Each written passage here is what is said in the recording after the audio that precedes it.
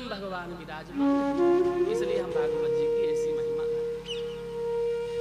तीसरे अर्थ में कहा जाए भागवत की महिमा, भागवतानाम पुराणम इति भागवत पुराण, यानी जो अनेक ग्रंथों का जो सार है, 4 6 सहस्त्र 17 इनका सबका जो सार तत्व है वो श्रीमद् भागवत। जैसे हम किसी के घर गए और पेट बहुत भरा हुआ था, किसी ने कहा नहीं भाई देख आज प्रसाद पाना पड़ेगा, मुश्किल है, बहुत विनम्रता से आग्रह किया, भैया भाई जी पेट भर चुका है, अब तो खाऊंगा तो सब पलट जाए। थोड़ी बहुत देर के बाद में फिर कहा कि नहीं प्रसाद पाना ही पड़ेगा, कुछ खाना ही पड़ेगा, नहीं तो थोड़ा सा फल ही ले लो। अनेक प्रकार के फल रखे, उस व्यक्ति ने सोचा कि तो लेना ही पड़ेगा भाई। उसने कहा भाई जी इन फलों का एक गिलास रस निकाल के ले आओ, मैं तो एक गिलास रस ले। वैसे जहाँ खाने की इच्छा नहीं थी, अनेक प्रकार के फलों का रस एक गिलास में बना और हमने आराम से पान किया। वैसे श्रीमद् भागवत 4 वेद 6 शास्त्र 17 पुराणों का जो सारभूत रस है ना, वही संक्षिप्त में रस श्रीमद् भागवत के अंदर समाहित हुआ। और साक्षात भागवत 4 वेद 6 शास्त्र 17 पुराणों का रस ही श्रीमद् भागवत। रसो वैसा रसा, यहाँ पर रस ही रस व्याप्त, ऐसा श्रीमद् भागवत की कथा है। इसको पुराण भी कहते हैं, भागवत को पुराण कहते हैं। और केवल पुराण ही नहीं, अपितु भागवत में महापुराण का तिलक लगा है, श्रीमद् भागवत महापुराण। तो महाराज भागवत का अर्थ तो आपने बता दिया कि जिसमें भगवान व्याप्त है वो भागवत है, या जो भगवान की वाणी वही भागवत है, या अनेक पुराणों का जो रस है वही भागवत है। लेकिन ये पुराण क्या है? वेद की तो बात समझ में आती है।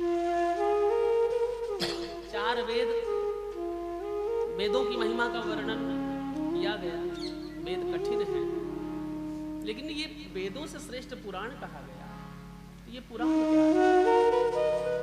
सीधा सा उत्तर दिया गया, पुर कहते हैं नगर को, और इसका दूसरा अर्थ है पुराणी यानी शरीराणी। पुर माने नगर, तो 9 दरवाजे वाला ये मानव का नगर, मानव का शरीर ही नगर कहा गया। और इसमें अनह माने प्राण, जो इस 9 दरवाजे के अंदर जो प्राण व्याप्त है, उस प्राण की महिमा है। शरीर की महिमा नहीं, प्राण की महिमा है। यदि शरीर से प्राण निकल जाए, फिर शरीर को कोई 10 घंटे रख करके राजी नहीं कहते भाई जल्दी। क्यों? क्योंकि परमात्मा के द्वारा प्रदत्त वो प्राण। तो भागवत का एक नाम पुराण भी है, भागवतानां पुराणी शरीराणि तेषां अनः भागवत पुराणम। यानी जैसे शरीर के अंदर प्राण की शोभा है, वैसे ही इन 4 वेद 17 पुराण यानी 18वां पुराण जो श्रीमद् भागवत है, ये 18वां पुराण पुराणों का अनह माने प्राण है। इसलिए प्राणभूत की महिमा तो सब जगह गाई गई है। तो श्रीमद् भागवत का ऐसा वर्णन महिमा। भागवत में देखो 4 अक्षर है, भागवत। 4 ही अवस्थाएं हमारे जीवन में होती हैं। ब्रह्मचर्य अवस्था, ब्रह्मचर्य आश्रम जिसको बोलते हैं, उसके बाद में गृहस्थ, वानप्रस्थ और संन्यास, आचार्य धर्म। धर्म अर्थ काम और मोक्ष, जो चारों प्रकार के पदार्थों को सहजता में प्रदान करते हैं।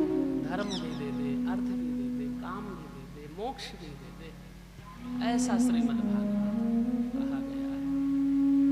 भांति सर्वेषु लोकेषु गीयते नारदादि। सभी लोकों में ऐसा नारद जी गाते, मैं नहीं कहता, ऐसा नारद जी महाराज कहते। कथा को थोड़ा सा मन लगा करके श्रवण करना पड़ेगा, नहीं तो कथा की एक मर्यादा है। कथा जैसे आरंभ होती है तो निद्रा देवी सीधा विदाउट एंट्री कर जाती है। बोलो राधे राधे। हाँ, उसके लिए कोई टीटी नहीं बैठा कि चेक कराओ विदाउट हो कि नहीं ना। और आते ही जिसने उसको बुलाया दूर से सीधा उसी को, जिसने एक बार गलती से यूं किया तो समझ लो निद्रा ने वहीं पर धावा बोल दिया, फिर कथा से हम लोग वंचित रह जाते हैं। तो श्रीमद् भागवत की कथा जो है कल्याणकारी है कि गंग सकल मंगल मूला, गंग सकल मुद मंगल मूला,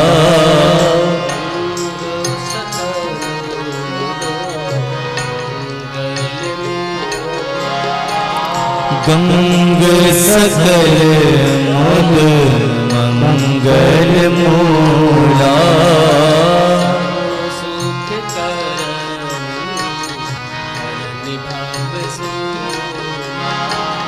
सब सुख करणी हरणी भव सूला,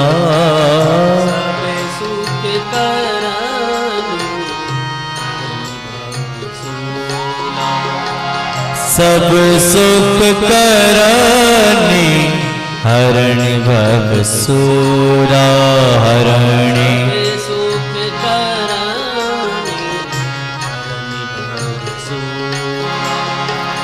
सब सुख करणे हरणी भव सूला। श्रीमद् भागवत की कथा गंगा से भी श्रेष्ठ है। चिंतामणि, स्मंतक मणि आदि आदि जितनी मणियां उन मणियों से भी श्रेष्ठ है श्रीमद् भागवत की कथा। दो प्रकार की गंगा है, एक भागीरथी गंगा है, दूसरी भागवती गंगा है। ठंड बहुत है, भागीरथी गंगा में स्नान करने जाएंगे तो 100 बार सोचेंगे स्नान करें या ना करें। हर की पौड़ी में जाओ, बहुत ठंड जल, गहरा पानी, वहां लिखा होता कृपया सावधान जल बहुत गहरा। उस गंगा में डूबने का भी डर है, बह जाने का डर है। भागीरथी गंगा में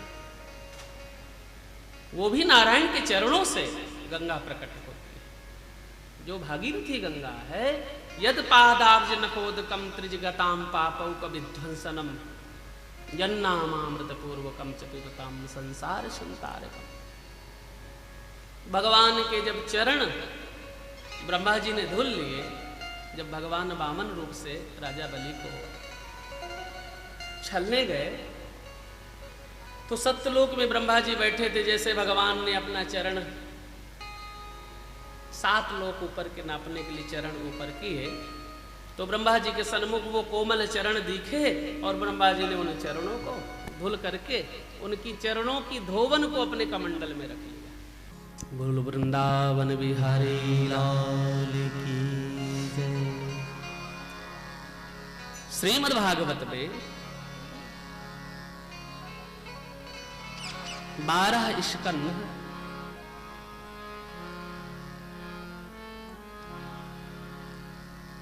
18,000 श्लोक, 335 अध्याय। जिस ग्रंथ में 12 स्कंध, 335 अध्याय, 18,000 श्लोक हो, उसी ग्रंथ का नाम पड़ा ब्रह्म संहिता। पुराणम ब्रह्म संहिता, इसी को ब्रह्म संहिता भी कहते हैं, इसी को श्रीमद् भागवत महापुराण है। अब कोई कहे कि देखो मेरी मिठाई की दुकान है, भारत में नंबर 1 की मिठाई मैं बेचता हूं, स्वयं अपने मुख से कहता जाए तो कोई विश्वास नहीं करेगा। अरे भाई, इसको अपने मुख से कहने की क्या जरूरत है? लोग चखेंगे, अपने आप निर्णय दे देंगे कि भाई मिठाई की दुकान इसकी अच्छी है या नहीं। वैसे श्रीमद् भागवत किस महात्म्य की कथा 6 अध्याय में कही गई। पद्म पुराण अंतर्गत श्रीमद् भागवत के महात्म्य की कथा अन्य पुराणों ने श्रीमद् भागवत की महिमा का वर्णन किया। 17 पुराणों ने कहा कि भागवत है, भागवत सरल है, भागवत करुणावान है, भागवत कृपालु है, भागवत दयालु है, भागवत भगवान का विग्रह है। एक नहीं, अग्नि पुराण, शिव पुराण, रुद्र पुराण, नारद पुराण, विष्णु पुराण, 17 पुराणों ने श्रीमद् भागवत की महिमा गाई। इसलिए भागवत को महापुराण की उपाधि की। जितने पुराण हैं, अग्नि पुराण तो केवल अग्नि पुराण लिखा, विष्णु पुराण महापुराण नहीं, लेकिन श्रीमद् भागवत में महापुराण का उद्घोष हुआ, महापुराण की उपाधि लगी। सज्जनों, 6 अध्याय में पद्म पुराण के अंतर्गत श्रीमद् भागवत के महात्म्य को कहा गया कि भागवत ऐसी है, भागवत ऐसी है, भागवत ऐसी है। तब जाकर के कलयुग के प्राणियों को विश्वास हुआ, क्योंकि कलयुग के प्राणी बहुत चतुर। एक घड़ी आधी घड़ी, आधी में पुनिया। कलयुग का प्राणी है। कलयुग के प्राणी को गोस्वामी जी ने बहुत छूट दी। भाई ज्यादा भजन ना करो तो 1 घड़ी तो भजन कर लो। 2.5 घड़ी का 1 घंटा होता तो 1 घड़ी में 24 मिनट होते हैं। बोलो राधे राधे। रात दिन मिलाकर के 24 घंटे भी होते हैं। तो 1 घंटे में 59 मिनट आप अपने कार्य के लिए निकाल लो, और 1 मिनट मेरे लिए, प्रभु कहते मेरे लिए समय निकाल लो। तो 24 घंटे में 24 मिनट की बात कही गई। तो एक घड़ी आधी घड़ी, ईमानदारी से यदि हम 24 मिनट भी प्रभु का भजन कर लें, ईमानदारी से, दिखावा ना हो, तो भगवान कहते हैं कि 24 घंटे मैं तेरी गारंटी लेता हूं कि कोई अप्रिय घटना तेरे घर में नहीं है। कोई अचानक कोई घटना नहीं घट सकती यदि ईमानदारी से 24 मिनट हमने अपने जीवन में परमात्मा के चरणों में समय दे दिया। कलयुग के प्राणी बोले सरकार 24 मिनट तो बहुत होते हैं, थोड़ा डिस्काउंट भी तो होना चाहिए। लिखी है एक दाम की दुकान, यहां मोल भाव नहीं होता, लेकिन जैसे उससे सामान लेंगे तो बोलेंगे भाई मेरे लिए तो थोड़ा सा घटा दो। वो कहता मेरा नियम है, मैं 1 रुपए नहीं घटाऊंगा। तो ऐसे गोस्वामी जी के पास गोस्वामी जी ने कहा यहां घटता बढ़ता नहीं है, यहां तो मैंने एक निष्पक्ष न्याय कर दिया कि 1 घड़ी यदि ईमानदारी से भजन करोगे, यानी 24 मिनट यदि मन लगा करके भजन करोगे, तो आने वाले 24 घंटे मैं तुम्हारे लिए सुरक्षित रखूंगा, आपकी भी सुरक्षा रहेगी, मैं गारंटी लेता हूं।